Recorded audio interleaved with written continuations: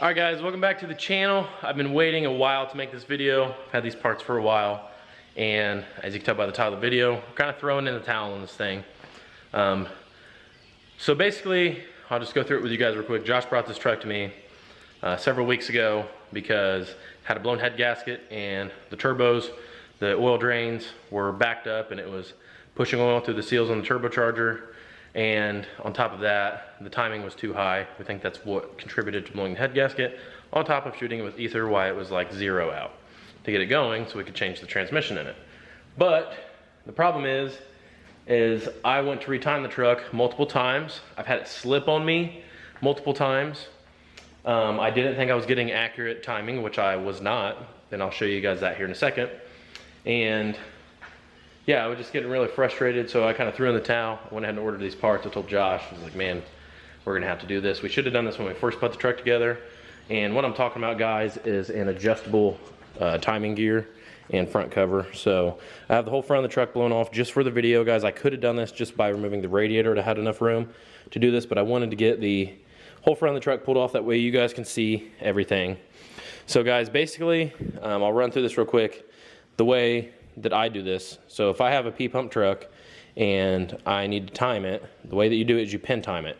So on the back of the timing cover, there's a little plug behind here, and it goes into, there's a dimple in these cam gears, usually if they're a 12-valve cam gear. This, however, I do not think is a 12-valve cam gear because I can't see behind there, but the dimple that I thought I was finding is actually just like a tooling mark where they machined this gear. So what happened was I kept thinking I was finding top dead center whenever I was pin timing this truck. The way you pin time it is there's also, you do that like I just talked about, and then there's also a pin in the side of the P-pump. And you have to pin it because this has a cam inside of it, and if you don't have it pinned, whenever you take it loose, it'll just spin. And then it'll be in the position where, but right now it's up on a cam lobe, so to pin time it, you have to use a little plastic pin. And you do that, so once you have your pump pinned, and then this little alignment on the back of the 12-valve timing cover, you make sure that dowel lines up with this cam gear, and then basically you're both pin timed. So then there's the regular gear that goes on to the P-pump is tapered. It's a tapered shaft, so it doesn't matter which way it goes on. As far as the gear alignment, you just stick it on there when these are both pin timed, and then you can tighten this nut up here. And it's recommended also that you have a good washer and good nut, and you want to make sure the surface is extremely clean. And guys, 9 times out of 10 you won't have a problem with these slipping, but they will slip, and usually once they start to slip, they continue to slip more often. I had it slip once when I first got the head back together, where I had the head off, I retimed it, it slipped on me and it retarded it, and I had it happen one other time. And so I basically told Josh, you know, we got to do something about this because I'm not getting an accurate reading. I want to pull the cover off, and while we're there, we're going to do the adjustable gear.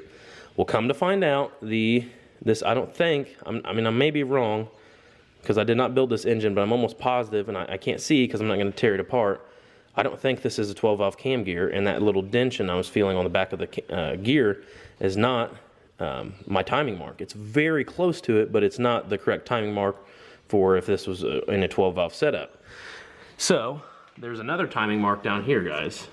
If my camera will focus. So you see that little guy right there? There's 2 little dots on the cam gear right here, and then there's a dot right there on the crank gear. That is where I have been pin timing this pump, and that is not correct. It is advanced. Whenever you have the pump loose to advance the engine, you turn it counterclockwise if you're facing it. So as you can see, it is advanced, and I thought I was getting a pin timing mark. So we were pin timing it right there, and on top of that, we were adding timing as well. So we were probably in like the 30-degree timing mark, which contributed to the head gasket blowing, and et cetera, et cetera. And you can tell, guys, when these trucks, the timing's high, you can hear them. They sound like a pulling truck or a pulling tractor.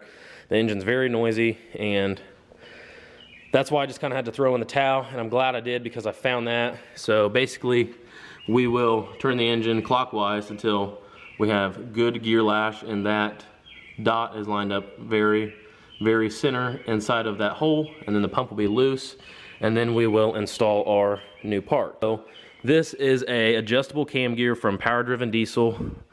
This whole setup here, guys, to get all this, it's like $800. This is not sponsored from Power Driven at all. I do use Power Driven's products a lot. I'm just making it known that this is not sponsored. And the heating machine front cover we got from Power Driven as well, and you'll have to get one of these, that way you can actually adjust it. You want to be able to adjust it on the fly, so you can adjust the timing in these things, guys, in like, 10 minutes. If you were at the track, you want to keep bumping it up, you have a lot of adjustment here. And the way that we're going to do it is we're going to set it to where he has room to advance. We're going to go as far retarded as we can on the cam gear, and we're going to pin time it. So if he wants to turn it up later on down the road, I'll show him how to do that, and he will be able to turn it up at the track to make more power. So there is also, the way that this is not going to slip is it comes with a woodruff key right here. You can see that's slotted, and the pump has a slot for a woodruff key. So we're going to be, there's no way that this thing can slip really unless it was to spin on the bolts, but that's not going to happen. We're going to get those bolts good and tight, and they're also notched. There's virtually no way that this thing will ever be able to slip timing again, and it's going to save a lot of headache. And the adjustability part of it, if you guys are building a P-Pump 24 valve engine, you need to get one of these. I tried to talk him into it at first, but I was like, you really don't need it, man. So, obviously this engine was extremely expensive. Everything about this build is expensive. It's a full frame off restoration basically. So he's like, well, if I can save a couple bucks and not do that, I'm not going to. I'm like, that's fine, but we're kind of paying the piper now, and we're doing it, but that's okay. It's a learning experience. Like I said, guys, the main issue behind me not knowing this is it's my fault. I thought this was a 12 valve cam gear, and it's not. It is, I don't think it is anyways, because the timing mark on the back of it is not actually what I thought it was. I think it's just another little mark on the back of that. So anyways, I know that's been a lot of rambling. I just wanted to explain to you guys where we're at with this thing, why you guys see it in the background of the videos. Had to get these parts in, had to get everything else basically done in the shop to where we have time to pull it in again, and I have a free couple days here waiting on parts for other stuff, so we're gonna get it going good. And yeah, so pump's pin timed, there's nothing hooked to it. Next step is gonna be to turn the engine clockwise, line those marks up as good as we can, make sure we have even lash on these two teeth on the outside into these, if that makes sense. We just gotta center this really good. We gotta center that really good, and then we will install the cam gear. We will take these bolts out, and then this is a separate piece on the inside here. We have basically got this installed. The way that I did it was I put two of these bolts in and held it with an impact gun, because like, guys, you cannot spin this pump over when it's pin timed. You'll break the pin off in it. You cannot let this pump spin, but you need to get this nut kind of tight right now. So what I use is this 3/8 impact with an adapter where I can get the big socket on it. I held it with my hand and just gave it a good little click, got it on there good and snug. Once the pump is unpinned, we will go through and do a final torque on this guy. So now that we're there, guys, I turned the engine clockwise to bring the timing back to where it needs to be. Trying to get it as perfectly aligned in these two holes in this center hole as we can. And then we will be able to put this gear on and make it that way it has plenty of adjustment to be able to advance it later on in the future. All right, now that we're at this point, we have these as snug as I can get them with the impact. I like to use the impact, guys, to get this stuff kind of started, because I trust that more than trying to hold both of these at the same time without turning this over. That's just the way that I do it. So just use an impact gun, small 3/8 that you're not going to break any of these, and hit them real quick. And then we know that this is not going to be able to slip anymore. So now at this point, we can unpin these and then do a final torque on all of this.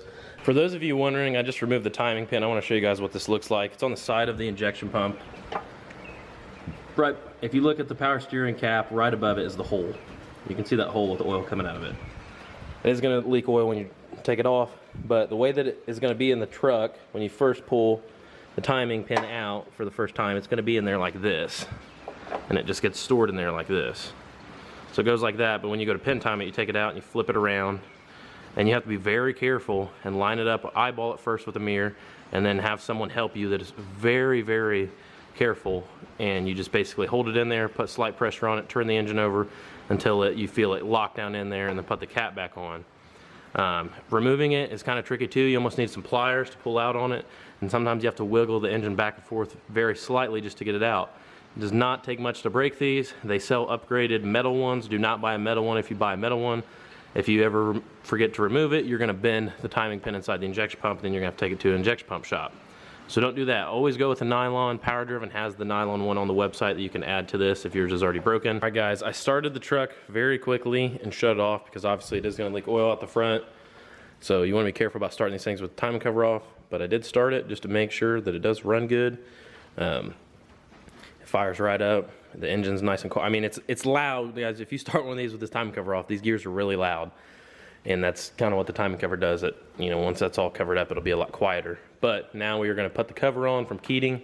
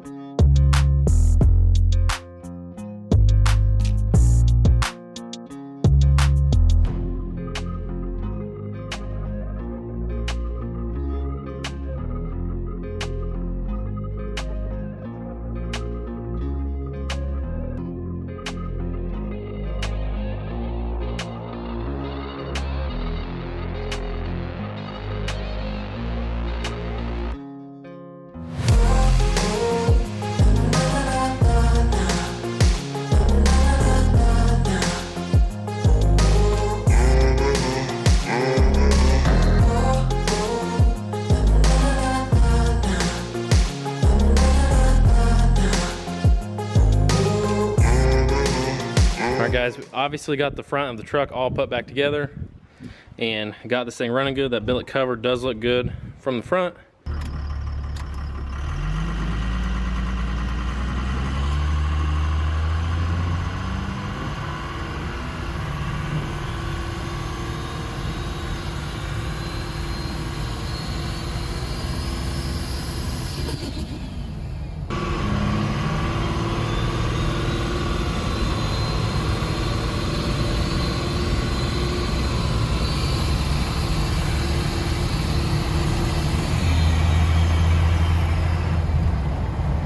What's up guys? I'm closing out this video here, doing some editing, and I just want to say I do appreciate you guys for tuning in and watching, and also, there's the dog, hey buddy.